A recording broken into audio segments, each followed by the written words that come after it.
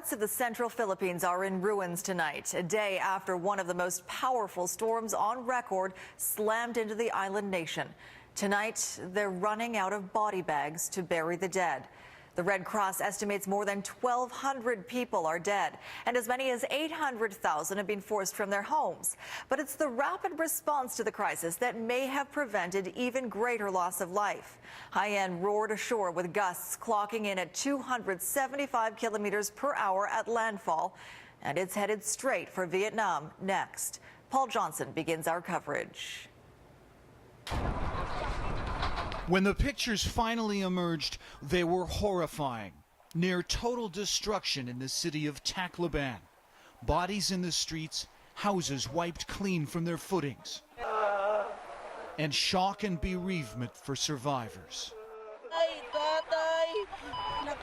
I'm looking for my family and my child, who I accidentally let go of in the typhoon, says this woman. When Super Typhoon Haiyan made landfall yesterday, it had the most destructive winds the Philippines had ever seen, possibly the strongest of any storm of its kind in history. Sustained tornado-speed winds and a tsunami-like storm surge of up to 5 meters. The devastation is, I don't have the words for it. It's really horrific. There's no power, there's no light. By the time the sun sets, it's dark, and you're just gonna have to make your way to where you can find some shelter. Here, the crew of a cargo barge were seen swimming for their lives after their vessel foundered in the approaching storm. Even scientists were stunned by its power. Haiyan is off the scale that we use to estimate intensities from satellites.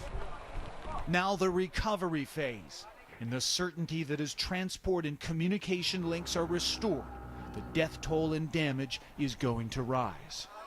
We have so many dead people. We don't have bags. Bags for the dead. Misery that's compounded by looting and anarchy in some of the worst hit areas. And it's far from over.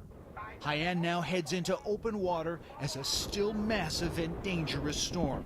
Destination, Vietnam. Preparations are already underway. But that's a story for another day. Today, the world mourns for the Philippines. Paul Johnson, Global News. Now, as Paul just reported, Typhoon Haiyan is headed for Vietnam next. As the storm crosses over the South China Sea, it will pick up more power.